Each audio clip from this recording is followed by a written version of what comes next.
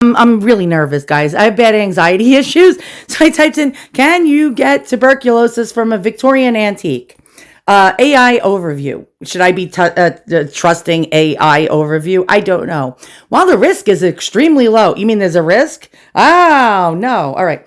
Theoretically, you could potentially be exposed to tuberculosis through contact with Victorian antiques, especially those that have been in close contact with an infected person, though the bacteria likely wouldn't survive for extended periods. Tuberculosis isn't, no shit, Sherlock. We know it's a bacterium. TB is typically spread through airborne droplets released when someone with active TB coughs, sneezes, or talks.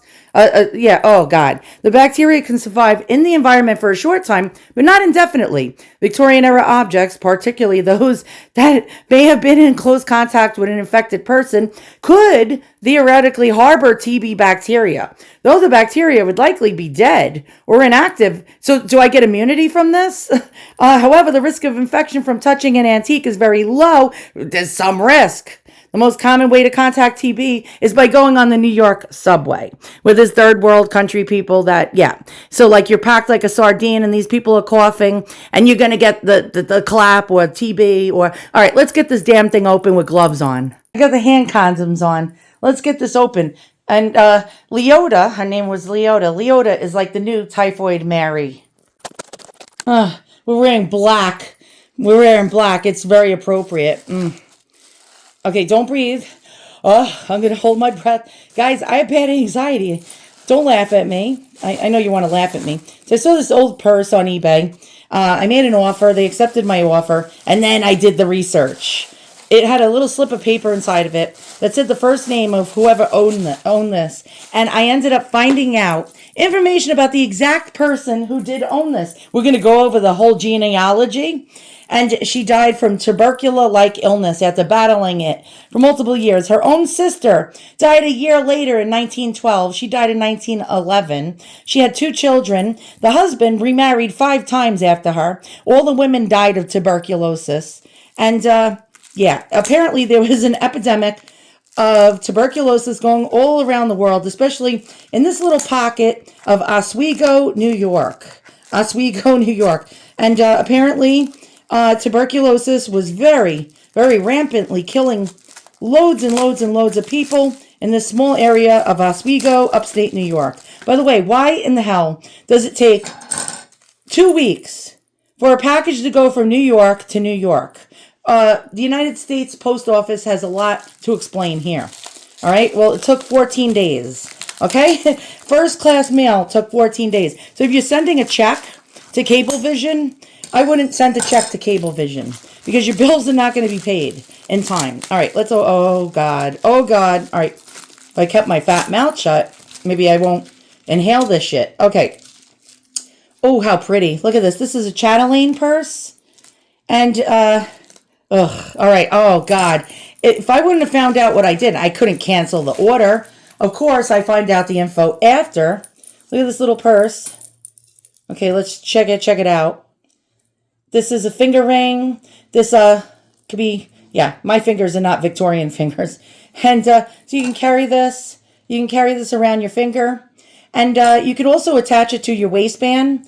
There would be a hook, and this would be a chatelaine chain. And you could attach it to your waistband, and it would dangle from your waistband. So let's take a look at this. We got, this is haunting. This is really haunting. I'm going to try to clean this up. This is probably German silver, which is not real silver. It's a alloy of different metals that look like silver, but it's really not. So if you see something that says GER silver or German silver, a lot of people think this is silver. It's not. All right, let's open. Oh, God, we're opening Pandora's tuberculosis box. And does it even open? Oh, there we go. And there is the faithful piece of paper. It says Leota's. Wait, what does that say? Wait. Coin purse, 1909 or 1910. Now, Leota was a real person, boys and girls. I found her grave. What's it say on the other side? Yeah. Hold on. Does it say anything on the other side? No, it doesn't, but this is very sad. This little piece of paper is very sad. I'm going to put it to the side. Okay. And look, Why did Leota have a coin purse if she was dying of tuberculosis? Did she go to the Piggly Wiggly market with one coin in here and then get everybody sick and everybody died from tuberculosis? Well, her sister Pearl died a year after she did from the same disease. Ugh. All right, I'm going to try to clean this up with a little Simicrone, and then we're going to find out more about this person. Hey, let's give her a proper funeral online. How's about that? We'll give her a proper memorial. All right, let's clean this. See if I can get this clean, and I'll be back. I got my hand condoms on. Okay, we're getting somewhere. We get this. This probably contains tubercular bacterium in it, and I'm gonna have to just like boil this rag when I'm through. Right, so far this side is coming much cleaner as opposed to this side. Wait.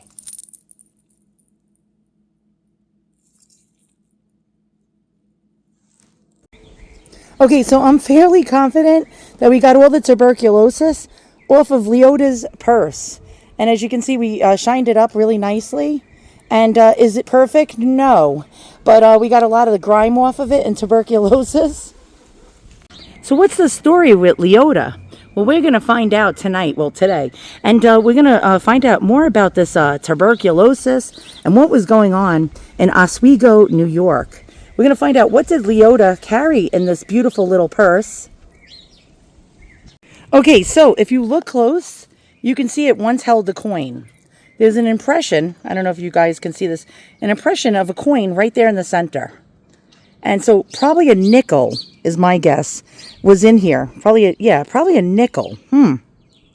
She had this purse in 1909 or hold, I'm sorry. I'll be right back. Got spooked out. I'm sorry. I get very jumpy. And she had this purse in 1909. And so what the heck did she buy with a nickel? Well, in 1909, it was equivalent to $1.75, but rents back then were probably $5 a month. So $1.75 was a hell of a lot of money to be carrying around in this little purse. And why did someone hold on to this purse for 116 years? This makes me sad. I don't know. I'm very sensitive. I'm like a sensitive person, but that really makes me sad. All right, so let's find out more about Leota. And let's do our due diligence and memorialize this woman and find out more about her and more about Typhoid Mary, carriers of TB, all about TB in the Oswego area and across the world. And what the heck? Why did someone hang on to this purse for so long? And we're going to find out more about Leota and her life. The name Leota is like the female version of the name Leo. And I found her grave right here. Here's her grave. Now, Leota was not a very popular name, probably never. The only time it was ever really popular was sometime in the 1880s, 1890s, all the way up until the very early 20th century, where one out of I think 100,000 people had that name. So it was very easy for me to pinpoint and find out because the seller was in Oswego County, New York. And it was very easy for me to pinpoint who this exact Leota was. So let's find out her real name. Here we go. And thank you, T. Lyons, for doing what you did. Her name was Leota Teachout Bardeen or Barden. She was born on October 3rd. Oh, that was my grandmother's birthday. October 3rd, 1882. And she died on July 21st, 1911 at age 28. She was from Redfield, Oswego County, New York, USA. Plot, Section 4, Memorial ID, you don't even care. But there we go. We even got photos, and somebody was so nice to put her gravesite on there. Now, when you go back, let's go back. We can see, hold on, let's find out who her family members were. That actually helps. So we're going to do that. Sorry, they put so many ads on this crap. They make money off of the death of other people. She was the wife of Allie Bardeen or Barden. Her parents were Charles Henry Teachout, who died in 1926. Her mother was Mary Sophronia Clark Teachout. She died in 1934. Oof. Imagine two of your children dying. Siblings. Okay, so her sibling was Pearl. Pearl Teachout Adams, who was married and was born in 1884 and died in 1912. 1 year after Leota. Her sister died of tuberculosis also. Now, she had a brother named James Emerson Teachout, 1886, and died in 1952. So what the heck was going on here? Husband was Ali Bardeen. Okay, so we find an old article in the newspaper, the Utica Daily Press, July 25th, 1911. And it says, Miss Leota Teachout Bardeen, wife of Alan Bardeen, died Friday night at the home of her parents, Mr. and Mrs. Charles Teachout in Redfield. Through only 28 years of age, she had for some time been a sufferer from tubercular troubles. She was a woman of fine character and will be sadly missed in the home. Resides her husband and parents, also leaves 2 little children. The funeral will be held in the Redfield Methodist Church at 1 o'clock tomorrow afternoon. The husband, I'm not trying to villainize him or anything, but the husband didn't waste any time. Apparently, he married 5 other women. Yes, 5 other women. Some of them 10 years younger than him, 15 years younger than him. Some of them even older than him. And apparently 5 stepmothers. This poor woman's kids had to deal with 5 stepmothers. Ugh, God. And the husband, I think, died sometime in the 50s in Florida. And the children, one of them died in like the 2000s. And the other one died, the daughter died in the 1970s, I think 1974. So who held on to Leota's purse? In Oswego, New York. Well, the husband died in Florida. I think the son moved to Texas. The daughter, there's not much information, and she died in the 70s. Who held on to this purse? 116 years. Okay, well, we at least know that this is Leota Teachout Bardeen's purse. And sadly, she died of tuberculosis. Let's find out about Typhoid Mary, even though it's typhoid and not tuberculosis. And also, because this could be like, she could have been a carrier. Her sister Pearl died of it. She could have gave poor Pearl, tuberculosis as well. It did say tubercular disease, also known as consumption back then. But what was going on? What was going on with tuberculosis? Let's find out the story about Typhoid Mary. These ladies could have been actual carriers of the disease. Typhoid Mary, her real name was Mary Mallon. She was an Irish-American cook. And wow, okay, there's actual photos. It says, the extraordinary something of Mary Mallon, prisoner of New York. She was a prisoner. And I think this is Typhoid Mary. Oof, scary lady, scary. Nobody needed to go near Typhoid Mary because Typhoid Mary was going to kill you. She was going to kill you. All right, let's find out. I'm very dramatic. I'm sorry. Oh, God. All these people died because of Typhoid Mary. And, well, they didn't know back then. All right, Mary Mallon, commonly known as Typhoid Mary, was an Irish-born American cook who is believed to have infected between 51 and 122 people with typhoid fever. The infections caused 3 confirmed deaths, with unconfirmed estimates as much as 50. And so they imprisoned her. Well, let's go ahead and check out Wiki. And she was the first person in the United States identified as asymptomatic carrier of the pathogen bacterium Salmonella typhi.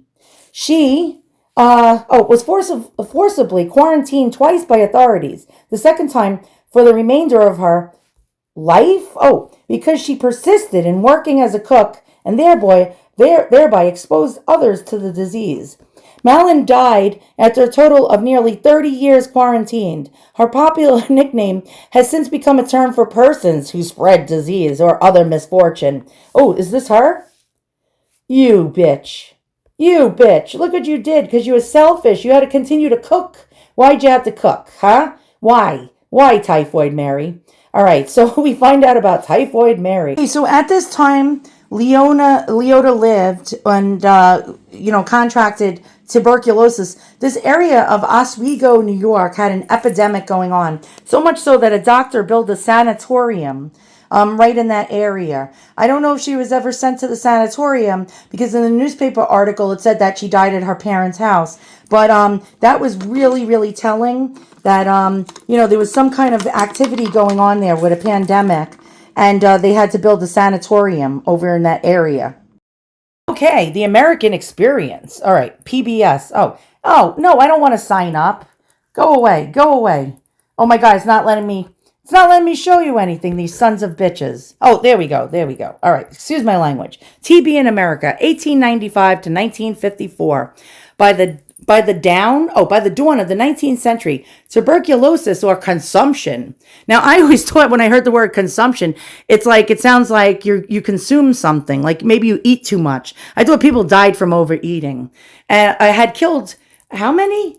1 in 7 of all people that have ever lived. Throughout much of the 1800s, consumptive patients sought the cure in sanatoriums, where it was believed that rest and a healthful climate could change the course of the disease. In 1882, Robert Koch's discovery of the tuberculous bacillum revealed that TB was not genetic, but rather highly contagious. It was also somewhat preventable through good hygiene. After some hesitation, the medical community embraced Koch's findings, and the U.S. launched a massive public health campaign to educate the public on tuberculosis prevention and treatment. Browse a gallery of images depicting Americans' fight against one of the deadliest diseases in human history. And, yeah, that's really very sad. Look at the mother, very upset. Her daughter is dying. The father, he just doesn't know what to do with himself. He's at the window. I guess that's grandma looking over this poor girl who's dying from tuberculosis, much like our Leota. And they thought fresh air. Yes, look at all these men in fur coats sitting outside who have tuberculosis. They built these sanatoriums where they would keep these people away from everybody else. And they thought that by being out in the fresh air, that like it would cure tuberculosis. And they were wrong. It helped, but it didn't do anything. Look, they even had patients out on beds. Look at this, in the sanatorium. And these people were not allowed to leave the sanatorium because they would infect other people. There we go. Look, this child, even a teacher, would put their students' desks outside in the freezing cold. Does he have his feet in a bag? Oh my God, look at that. Especially amongst immigrants, they would really pass the TB around, especially in New York City. We have that issue now. Believe it or not, tuberculosis is coming back, boys and girls. Here's a teacher. In what year is this? 1900. Teaching the students about the dangers of tuberculosis. Although they did not know that it was highly contagious, they had some kind of inkling because they built the sanatoriums that housed these people. Here we go. With increased knowledge of the contagion came increased prejudice. This photo shows a Lunger's camp. A Lunger's camp? Wow. Outside of Phoenix, Arizona in 1903, where TB sufferers lived. And yeah, nobody wanted them around. Look, this guy, he's taking photos and he's covering the camera. Well, I think they used to do that back then anyway. But yeah, he like was really a brave reporter. He deserved the Nobel Peace Prize for going near these people. And let's continue. And look at this. They even put beds in windows. Do you see this? They have the bed like hoisted up inside this window on platforms because they thought fresh air was the answer, boys and girls. And here we go on, I think this was ships. Is this on a ship? Oh, health inspectors were instructed to monitor people's movements and inspect their homes to keep tuberculosis at bay. Often they would quarantine those suffering from TB to public institutions, sometimes against their will. Here, women and children wait to board a floating hospital ship in New York, 1909, the year that Leota got that purse. Look at this. Very, very interesting. Really interesting. All right, let's continue to look. And public health officials used events such as a parade held on disease prevention in 1914. And oh, God damn it, there's somebody at my front door. Go away. All right. Oh, God, this Ring doorbell ruining videos and ruining lives. Human lives are sacred. Yeah, no shit. Not the person that's coming to my front door right now and bothering the shit out of me when I'm making a video. Oh, here we go. This was posters that put propaganda out there. Outdoor play and tuberculosis. Outdoor play is necessary to health as food or sleep. At home, let the children play in the yard or on a well-guarded roof. At school, ample open-air playgrounds must be provided. The city that fails to provide public playgrounds may be forced to provide tuberculosis sanatoria. What year is this? Does it even say? 1920s. Oof. All right. Yeah. All right, let's continue to go, boys and girls. And what is this? What do we got here? This is 1938. Improved hygiene helped reduce the number of TB cases. Yeah, like a lot of immigrants bring these diseases. Like, we got to worry, boys and girls. All these millions of invaders coming across the USA, they're going to bring eventually a disease like such as tuberculosis or hepatitis that is drug resistant, boys and girls. That's how I feel. I don't know. I'm not a doctor, but that's how I feel. Here we go. This is 1941 poster. Fight tuberculosis. Oh my God. All right. Obey the rules of health. And don't kiss me. A post to warn parents of transmitting TB germs to their children. Your kiss of affection. The germ of infection. 1941. Don't kiss your kids, boys and girls. Oh my God. Imagine. No wonder my father, the boomer generation, they're unloving. They're like, yeah, just children should be seen and not heard. Now I know why.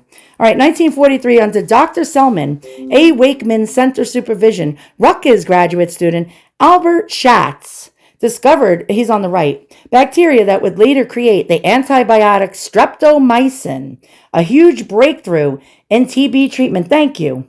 You, sir, are a hero.